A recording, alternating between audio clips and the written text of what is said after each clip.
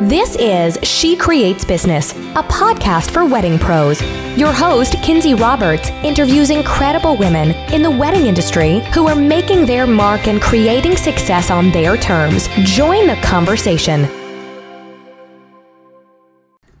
Well, hey there and happy Thursday. Welcome to She Creates Business, a podcast for wedding pros. This is your host, Kinsey Roberts. Thanks so much for joining me today as we kind of wrap up the week. Tomorrow is Friday, and today on the podcast, I want to bring to you someone that I really respect and admire. And you know that I don't often bring people on the show who are not directly related to the wedding industry in some way, but I had to bring Tonya Dalton onto the podcast because I had the pleasure of meeting her in person at Reina Pomeroy's VIP intensive in DC in February earlier this year.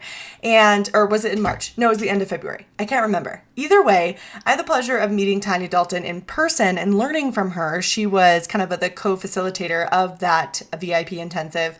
And I just really was kind of in awe of everything that she's done in business. You'll hear more about that in the interview, but she has an amazing way, and you'll kind of understand why if you're not familiar with Tonya Dalton, but she has really just an amazing way of getting things done, actually being productive in your life and in your business and not just busy, and helping you know where to start. She's really taken, organizational principles and simplified them. And I think that's the part of not all of it, but part of the success of her business, Inkwell Press. And before we jump in, I'd love to tell you a little bit about Tonya. She's a productivity expert, and she started her first business in 2009, working out of her dining room, juggling two small kids. Raise your hand if you can relate to that. I sure can. By 2011, though, she'd grown the business to the point where her husband could leave corporate America and come work with her. By combining her entrepreneurial spirit with his MBA and marketing experience, they were able to grow a small niche business quickly into something that could support their family, which I just absolutely love. That company continued to flourish, but something was missing for Tonya. So in the summer of 2014, she closed up shop. Literally, she just closed that business to follow her true passion of starting Inkwell Press, a company centered around productivity tools and training. Inkwell Press launched in November 2014 and has been able to rapidly grow its online presence and expand into a national retail partnership thanks to a commitment to quality, focused marketing efforts, and fiercely loyal fans. Recently, Tonya launched her own podcast, Productivity Paradox, which debuted at number 12 in iTunes in the business category and surpassed 100,000 downloads in the first few months. If you're not listening to Productivity Paradox, it's one of my favorites. Head over to iTunes and subscribe. It's a great show. Tonya believes that too many women feel overwhelmed with all that they have to do each day, and many times their own dreams get pushed aside. She helps women use productivity to pursue their big goals and end each day feeling satisfied and successful. I love Tonya's take on productivity, crossing things off our list, but feeling satisfied and successful, feeling fulfilled, right? We talk a lot about that today. We also talk about that national retail partnership that she has her planners in, and a lot more. So without further ado, let's go to the show. Tonya Dalton, welcome to the show. Thank you so much for having me. I'm so excited to be here. I am really excited to have you here. We were just talking offline, you guys. Tonya has had to deal with me emailing her, 600 times, telling her like, hey, I cannot do it because my schedule is crazy. Hey, I'm doing this now. And she's like, okay, crazy lady. So thank you so much for being here. I know that you are just, you have your own stuff going on. So I really appreciate your time, and I cannot wait to talk about this. Really quickly, I, of course, told everyone your professional bio and all of the things that you've accomplished, but I would love for you, just in your own words, briefly to tell us, where you're coming from, what you were doing before Inkwell Press, and kind of what you're doing now. Definitely. So, I started life thinking that I would be a teacher, and then I would get married and I would have kids and I'd be a stay-at-home mom, and that was what I was going to do, which makes my husband laugh so hard at this point because he's like, I can't believe that you thought that's what you were going to do, because I love what I do so much now with work. But that's how I started off. I started off, as a teacher. I taught elementary school for several years, and then I had my son, Jack, and I became a stay-at-home mom. And I worked one day a week, teaching at a private school. But I found that I really wanted something to fulfill my days. So I thought, well, let's start this little side business. So I started a little side business, and I was enjoying it. It was fun. And one day, my husband, he was working in international marketing for big Fortune 500 companies. And he would travel the world, like literally leave, and he would touch almost every continent on one trip. So he'd be gone on these marathon trips. Wow. So I needed, I loved having this little side kind of business that I was doing to fulfill my days. So I was I was talking to him one day when I was telling him all about the things that were going on and how the kids were, doing all their different activities. And he got really quiet. And I said, "Are you okay? Like, is everything all right?" And he said, "I'm missing everything." Mm-hmm. And that's exactly how I felt. It broke my heart. My heart just dropped. Right? I mean, this is the man I love. This is my best friend in the world. Right. And I'm like, oh my gosh, to hear that he was so upset about this really, really pulled at me. And I remember vividly hanging up the phone, and I was standing in my kitchen in Dallas, Texas at the time.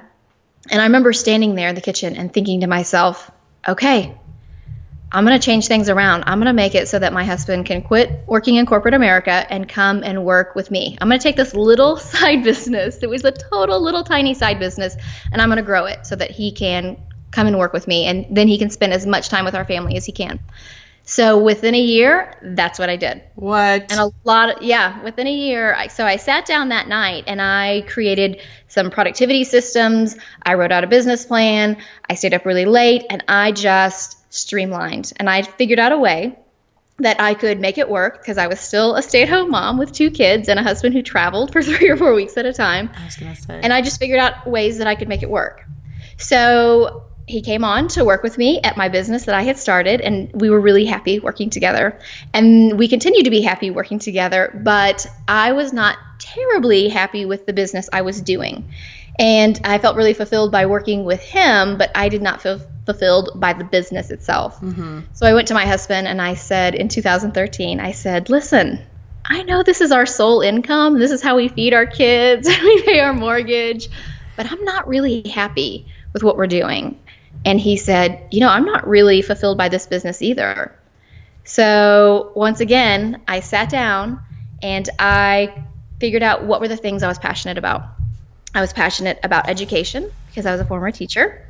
I was passionate about empowering women. I was doing a lot of small business consulting and teaching these other women how to run and grow their businesses. Mm-hmm. And I was really passionate about productivity because that's what allowed me to grow my business so that my husband could come work for me. So I had these 3 things that were so unrelated, and I had to connect them. And I had to figure out what was it that would bring these all together. And that is how I came up with Inkwell Press. So it's a company that really focuses on helping women fight that feeling of overwhelm that most of us feel because we have so much to do every single day, and we don't really know where to even begin. So I wanted a company that would help fight that overwhelm, and I wanted to create productivity tools and also training. I didn't just want to sell people a planner and say, great, I'll see you next year. I wanted them to be able to take this planner and build a life that they love. I wanted them to be able to take that and create a life that really fulfilled what they were passionate about and their personal priorities. Yes. So a big part of what we do is that education. Mm-hmm. When you buy a planner from us, it comes with a setup videos where I coach you through different parts, not just of using the planner, but also productivity. And, I just launched a podcast earlier this year, Productivity Paradox, and that is an extension of that brand, and that I really want to educate people on how productivity can revolutionize their days. So that's kind of a little in a nutshell, longer nutshell maybe than you expected, but how I got to where I am today. No, I love it. I feel like we could have a whole podcast just about like moving, growing a business in a year so that your husband can leave what I assume was a very like lucrative position if he was traveling the world. You know what I mean? Like, I'm yes. sure. Mm-hmm. Yeah. And so, yeah, we might have to do that.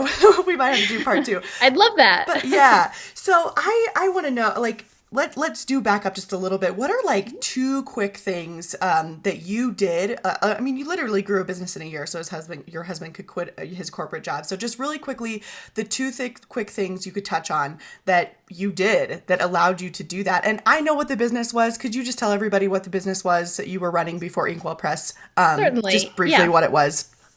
So it was a wholesale jewelry company, right. And it was a very specialized company in that we took photographs and we embedded them into pieces of like sterling silver jewelry for people to wear. So, necklaces, bracelets, things like that. So what I did, honestly, was I focused and I streamlined and I really focused in on a very specific niche. So instead of just saying I'm going to make all kinds of jewelry, I decided I was going to make jewelry with photographs in it. So then when I was focusing my business, I was able to focus really on photographers. So I was able to create marketing materials that fit for photographers. I was able to talk to photographers in the jargon that they understand. And I was really able to help them understand how they could sell the products themselves because I did focus in on such a niche. And I think that's one of the things that a lot of people miss out on. They want to do all the things, and a lot of times it's saying no to a lot of the things and really focusing in on one or two specific areas. So I think that was one of the biggest things that helped me grow. And then the other thing that I did was I really worked on training my kids on how to have mom work at home.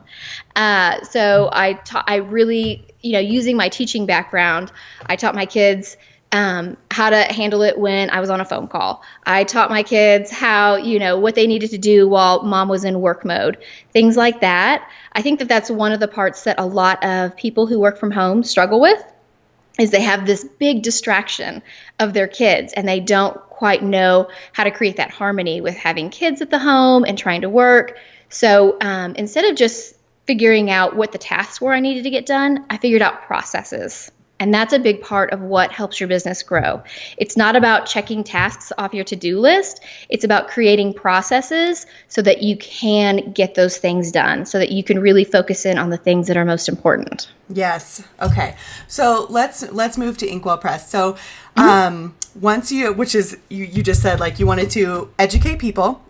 You wanted to bring productivity to women, and by doing those things, you wanted to empower women to create a life that they really loved, and not just, of course, now that you just said, not just checking off tasks, but doing things that are really going to contribute to their overall life, whether it's like their home life, their work life. And as wedding professionals, a lot of us do work at home for a majority of our time, or we're meeting people, in Starbucks or what have you. We don't all just have a studio or a space to go to. And so I feel like this is so important. I was really like shaking my head when you're like, I trained my kids to know that I was working. And I was like, I need to train my kids. So let's talk about ways, before we were hit record, I was asking Tonya, we were kind of just going over topics for this call. And I told her, okay, well, let's talk about being organized. And she was like, yeah, but let's more talk about being productive, because there's a difference between being productive and being organized. And I was just like, okay, mic drop. So let's talk about that. When you say there's a difference between being productive and being organized, what does that mean in terms of our businesses? Well, to me, there are people who feel like they're really organized, but they use organization a lot of times even to procrastinate. Ooh. Oh, I can't move forward until I color code these folders. Or, oh, I can't move forward until I do X, Y, or Z, where I'm trying to, quote unquote, organize. If you are productive, you are naturally going to be organizing because of that. So I always say focus on productivity first, because organization naturally follows. Organization does not necessarily mean you're productive. And maybe it would help too if I really gave you a definition of what I think productivity is. Yes. Because I feel like a lot of people think productivity means get 30 things done in 1 hour, or you can squeeze a year's worth of work into 30 days. Yeah. And to me, that is not productivity, because that just means you're doing more. It just means you're busy.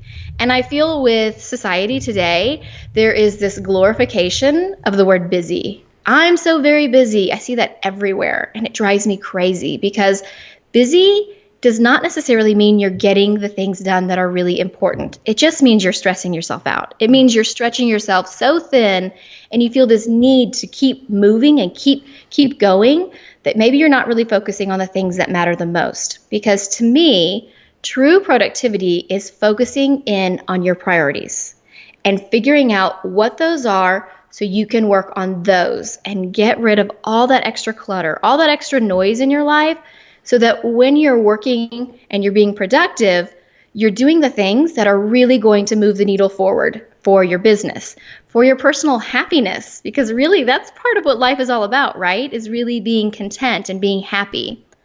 I feel like a lot of women in their days and they feel like, I didn't get anything done today. And they feel like they have failed. They feel like they have not gotten enough done, that it's never enough. And really, my goal with productivity is getting people to feel like when they finish their day, they got time to focus on the things that matter the most. They really move the needle forward on the things that are important to them, whether it's work, whether it's family, whether it's a certain project that really is meaningful to them. That's what true productivity is. It's not doing more things in less time. It's doing the things that are important. Okay, let's talk about ways that we can move the needle forward and kind of suss out what are the things that are important in our businesses. And of course, we could talk about life and all of that, but let's kind of focus on our businesses too. Or let's focus on our businesses just for the sake of this call, because otherwise I could talk to you for like 3 hours. Really quickly, you guys, sidebar, I had the pleasure of seeing Tonya in person this year in Washington, D.C., where, well, we were in Virginia. But anyway, and basically Washington. Yeah, we were basically in Washington, D.C., I don't know. And anyway, so she really just, oh man, okay, just the productivity to just come out. I don't even know how you do it. And I remember sitting at dinner with you one night and you were telling us about, we kind of dug into a little bit of how you like trained your kids and all of that. And what was that called? Love and Logic. Love and Logic. Yes. I'm a big fan of Love and Logic. Yeah, yes. Just brilliant stuff. And it really was like systems and processes for all of these things. So let's dig into kind of, let's start with social media, for example. Let's do that because we all use social media in our business. I feel like it can be kind of a hamster wheel. Like one day we're loving Instagram and like we do Insta stories for 14 days and we're like, geez, why hasn't my business transformed? Or then like an algorithm changes and we all lose our mind. So let's talk about streamlining and systematizing social media so that it's actually working for us from the perspective of a process. Okay. So what I like to do is I really feel like it's important to create a process for yourself where you know the series of steps that you need to do to get to that end goal, right? Where the end goal is posting on social media however many days a week you feel is important. And I know it used to be where people would say, oh, you need to post 5 times a day. I never felt that way because I felt like that was excessive. But now, especially with things like Instagram with the algorithms, it's less important to post often and it's more important to post with quality, right? So we have to shift a lot of times because of the algorithms and all of that. But having a process in place allows you to see yourself moving forward. And honestly, part of that really helps because each time you get a little closer to that end goal, you get a little hit of dopamine in your brain. And that comes from our caveman days of helping us encourage us to hunt. When you see the tracks, on the ground, little hit of dopamine, we keep moving forward. Even though we're tired, even though we're cold, we keep moving forward. And that's what having processes does, is it allows us to see where we want to get and it allows us to see that path. A lot of times I talk about it like a stream. And if you have a big stream, it's really hard to know how you're going to get across. You can't just start jumping in, right? Right. But if you look and you see, okay, there's a rock there on the left and then another rock on the left and a rock on the right, and you think, okay, I can jump here, then I can jump there, you start to see a path. And that makes it so that you can actually get across the stream without falling in. If you just jump in, you're going to get wet, right? You're going to fall off the rock, or you're going to get stuck on a rock where there's nowhere else to go. So it's allowing yourself to see this roadmap, this path of where you're going to go. And knowing that is half the battle. So creating a process for yourself. So for things like social media, I sit down and we create like these batched systems where we sit down and I figure out, okay, these are the different categories of topics I like to talk about. So I like to talk about productivity tips. I do a lot of empowerment posts, motivational posts, things like that. So I have tips, I have planner tips, I have empowerment posts, I have posts maybe about events that I'm speaking at. So I have these different categories, and that's what I use as my skeleton. So I say, okay, this week I'd like to talk about these 3 or these 4 categories. And I just start, that's the first step of my process, is figure out what topic do I want to talk about. Then I sit down, and the next step is that we create the copy. What's the copy going to be? We don't start with the images, we start with what do I really want to talk about, because that's the meat of what I'm doing, is I'm imparting knowledge, or I'm sharing information with people. Mm-hmm. And then the next step in the process is to shoot the images, or to figure out what images we want to create, or if we want to do, quotes and things like that. And then the next step is, of course, going through, making sure it all fits together seamlessly. Then it is scheduling it into a program and all of that. So each step of the process really helps. Now, the problem is a lot of people say, I don't want to spend the time creating a process because it's real cumbersome and it takes a lot of time to create processes. So they think, I'll just go ahead and I'll just post, right? Mm-hmm. But then that adds to your stress, because then you think, oh my gosh, I haven't posted in like 3 weeks. I need to post something. What am I going to post about? And it adds to stress. Versus taking the time to create a process and really stepping back and looking at it with a bird's eye view, creating these steps. So literally we have what I call automation calendars in my business, where it's like, okay, the first week of the month we sit down, and on Monday this is what we do. On Wednesday we're going to create the copy. On Friday we're going to figure out what the images are going to look like. Mm-hmm. So each day we know what we're going to accomplish, and that takes a lot of the stress out of it. And every single week, you just know what you're doing. And so social media is basically handled, because you just know, cool, today is picture taking day. Exactly. Exactly. And I think that's the thing that weighs on people the most when they're running a business, or just, quite frankly, living, is the stress. I was going to say, it's my life. What am I going to do this weekend? It's the not having a path. It's not knowing what rocks you're going to jump onto next when you're crossing that stream. And when you create this roadmap for yourself, there is a level of just, I feel so much better because I know that I am going to do this next step. And there's that level of comfort that makes you feel more secure, which makes you more confident in your business, which helps your business grow. So people don't want to take the time for processes because it does feel cumbersome and it feels like you're not checking things off that to-do list. But ultimately, processes are what allows you to grow. And you even have a process down to packing your boxes for planners. Absolutely. Right? It's so fast. You have it timed. Mm-hmm. I time everything. So we look at how long it takes us to do each task. And then I look at that and I figure out, okay, how do we make that happen faster? Yeah. And so we have it down now to a system where when I have 3 people on the shipping line, we can ship 100 orders in an hour.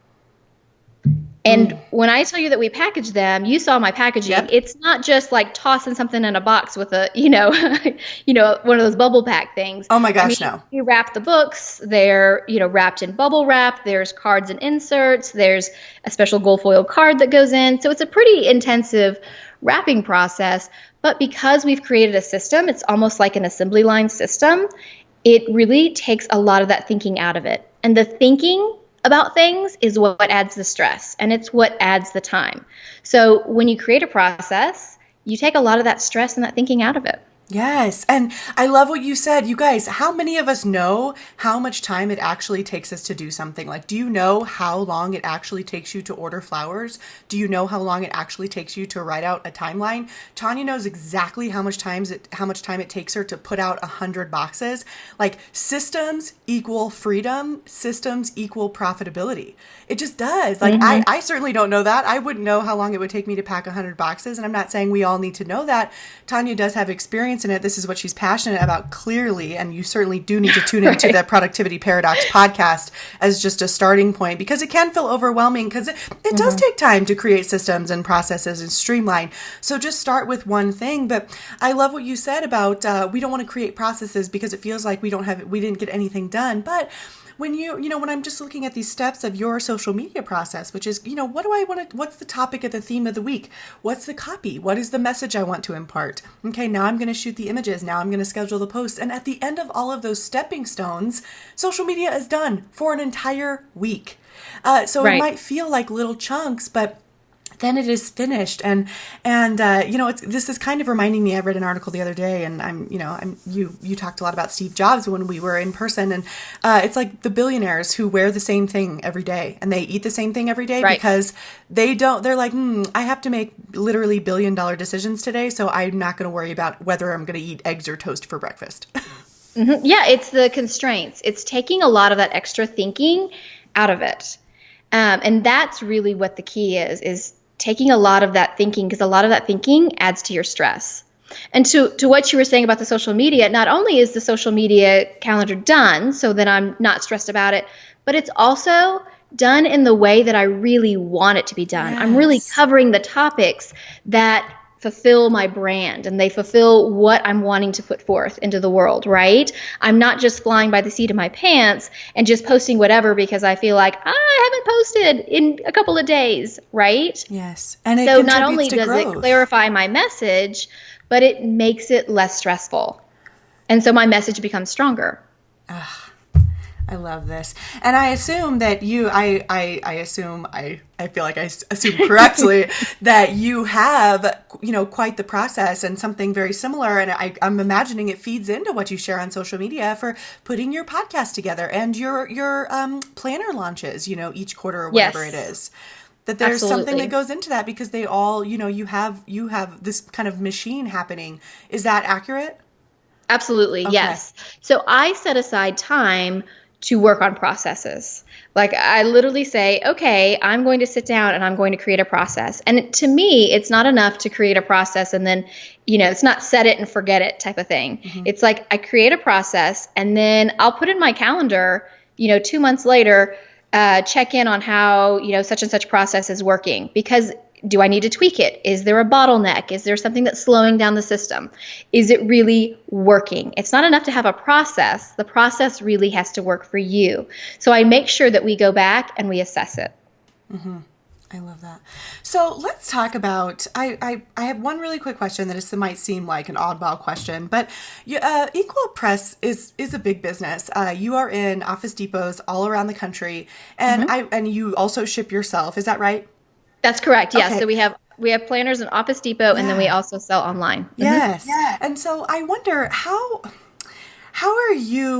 did you take this business that you started, from wanting to educate, empower, bring productivity and actual, streamlining and systematizing to women in business and just women in general. But how did you take this business, to a huge big box store like Office Depot, but maintain your systems and your structure so that it all kind of seamlessly fits together? I think that's part of it, is the fact that I had some processes set up ahead of time so that I could really make it work. And then it's that whole idea of adjusting and shifting some of those processes as needed. So as we grew, when I first started, I didn't have a need to ship out 100 orders in an hour because I just didn't need that, when I first began. But now we're at a point where we do need to be able to do that, especially during launches and things like that, when we're having, thousands of orders and we need to make sure they come out at the same time.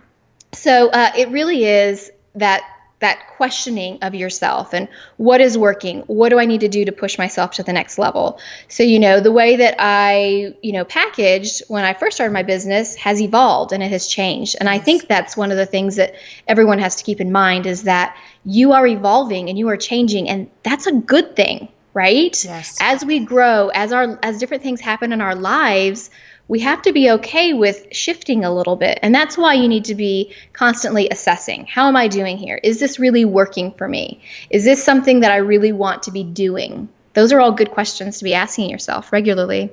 Mm-hmm. This is a totally self-serving question, but I do want to know. You don't have to answer. I can cut this out. How did you get into Office Depot? How did that even happen? How does that happen? Well, Because it's that's a not good like Inkwell question. Press is not like, 10 years old or whatever. Tell me the story. Yeah, we're 2.5 years old. Oh my gosh, you're so amazing. Okay, sorry. There are times where I'm like, I cannot believe it's, but to be honest with you, I really think a lot of it is because we did have systems in place. I always treated my business as a big business from the very beginning when it was just me and my husband doing absolutely everything. I wrote down my processes. So that way, as we grew, I was able to hand those off. I don't do a lot of the daily packaging. That's not to say I don't package from time to time, but most of my packaging happens by someone else on my team. But they know the whole process because I have it all written down. So I made sure when I started off that I was documenting and that I was writing things down. And I think that makes it a lot easier to scale as you grow. But for Office Depot, to be honest with you, we were approached by ACO Brands, which is the company that owns Swingline, Mead, 5-Star, At a Glance, and a lot of those great brands that we've all used.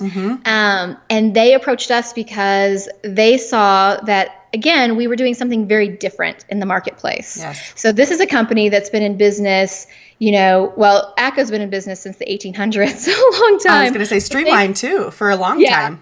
They've, At a Glance and all of those have been around for 30, 40 years. And they came to us and they said, you're doing something totally different than anybody else.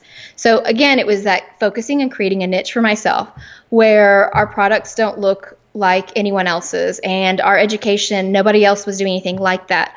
So that caught their attention and they wanted to bring us on board. So that is really kind of the bridge to how we are able to get into some of these big box stores is having a big partner like ACO who saw us because we did have those processes and we did, focus in and find that niche. We constrained and we didn't say yes to all the things. We said yes to the things that were important to us and they noticed that. Yes. And you weren't trying to be oh my gosh, that's such a huge testament to niching down.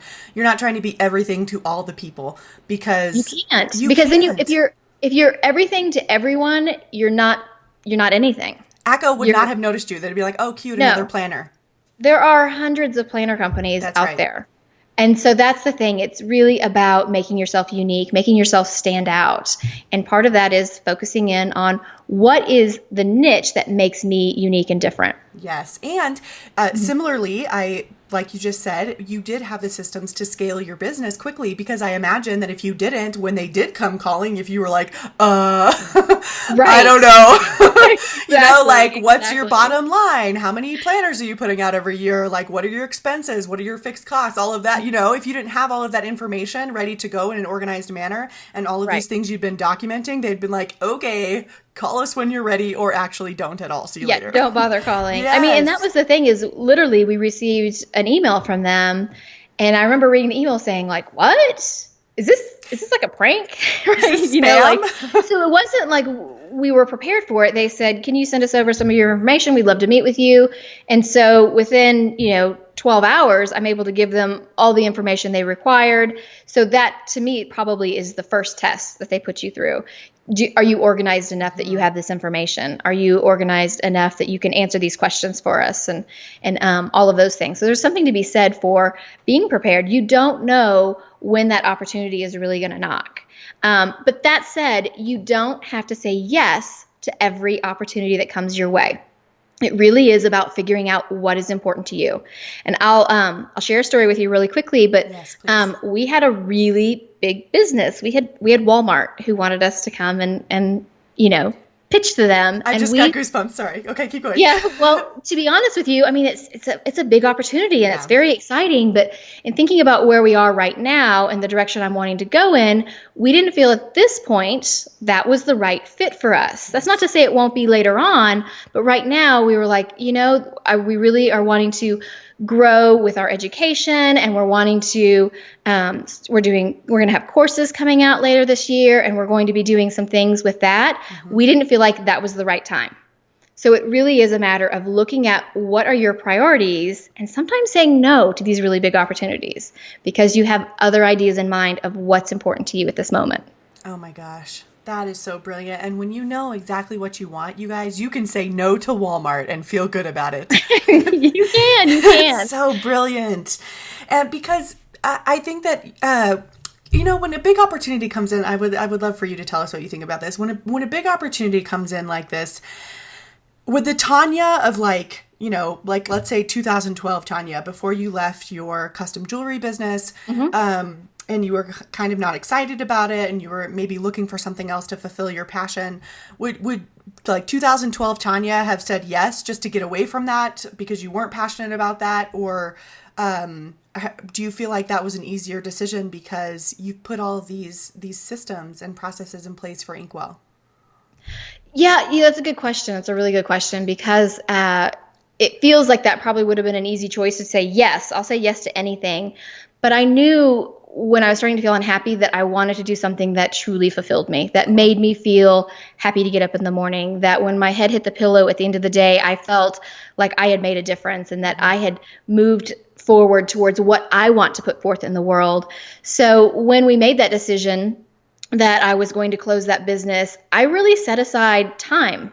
I gave myself 2 months to sit down and really figure out what was important to me. What were the things that were important to me? And I worked on creating what is my own personal mission statement in life, because I really felt like that was so important to have that North Star of where I wanted to go. So I don't think I would have said yes, because I think at that time I knew it wasn't about doing everything, because the jewelry business was successful and it was doing well, but I really wanted the thing that fulfilled me. Yes. I'm just writing that down. The thing that fulfills me. So as we wrap up here, this has been so packed. I cannot thank you enough. But as we wrap up here, what are 2 things that you would encourage us wedding professionals to do, today, tomorrow, next week in our business that can help us move the needle forward? Well, I think if you get to this point in the podcast episode and you don't expect me to say work on your processes, then I haven't done my job. And you haven't been listening. Get out. Just kidding. Right. So I would say literally block off some time and look at what are all the different things that you are doing. What are all the different things you are doing? And then start with one of them and give yourself a week to create a process for that. And then really look at it from a bird's eye view and figure out what that process needs to look at. And then the next week, work on the next process and start building that out. And know that at times working on processes can feel tedious because you're not checking things off your to-do list. You're working on that process. So that would be the first thing I would really encourage you to do. The other thing I would encourage you to do is really take a good look at your business and figure out what is it that makes you unique? What are the things that you think that you really want to focus in on that you can say no to the other things? Because when you're so busy saying yes, yes, yes, yes, yes, it's hard to do all of those things well. If you're saying yes to one specific niche or one specific area that you really want to hone in on, you're able to do that so much better. And you're really able to excel when you focus in on your niche. So figure out what it is that you really want to do. Try not to be all the things to everyone and try to be the one thing to that ideal client that you're looking for. I love that. And I just want to shine a light on it, you guys. Tonya, you heard it here first. She said, you don't have to create a process in, 2 hours. Like, whoa, created a process. Like, here's all my documents. Here you go, virtual assistant. Okay, bye. You can take a week to create one process. So it's about the quality and not the quantity. Just like Tonya's been saying this entire time, you don't have to do all the things today. Take a week to create one process, because then guess what? You have one more process than you had before. Exactly. It's just these little steps forward. Little steps lead you to running, right? Yes. It leads you to the top of the mountain. It doesn't matter if it takes you 5 years to get to the top of the mountain or if it takes you 5 hours. What matters is you get to the mountain. Yes. Not that I know anything about what leads to running, but not kidding. Me either. Running physically. Oh, funny. Well, obviously you're using Inkwell Press Planner, but what else do you use to kind of keep yourself organized, or not even just organized, but what are kind of a couple tools or systems that you like to use in your business? So in my business, I use Asana for dealing with big projects and team things where we're sharing information. So I love using Asana. It also allows me when we have VAs and people who are not there at the time to be able to communicate back and forth. So I love that. We just transferred over to Zendesk for our customer service. Oh, yeah. One of the things I think that is really unique about what we do is my customer service agents, I hire stay-at-home moms because part of my mission is, of course, to empower women. And I love hiring stay-at-home moms who can work from their homes and really focus in on being a stay-at-home mom while still generating an income. So they can use that with an app. Comes with an app so you can check it on your tablet. They're still able to go to their kids' holiday parties, take their kids to the doctor, do the things that most stay-at-home moms do, but it really allows them to still work and work for me part-time, which I really love. So that's one of the other programs that we use. I love that. And I knew that about you, and I just I fawned all over that. I love it. Thank you. Tonya, thank you so much for being here. I'm sorry I took a little bit more time than I said I would. I just couldn't stop talking, apparently. I really appreciate your time and all of your expertise. Thank you so much. Absolutely. I'm happy to be here. All right. We'll talk to you soon. Bye-bye. Thank you. Thank you so much for listening to She Creates Business. Please take a minute and head to iTunes to leave an honest review so we can help more wedding pros find the show.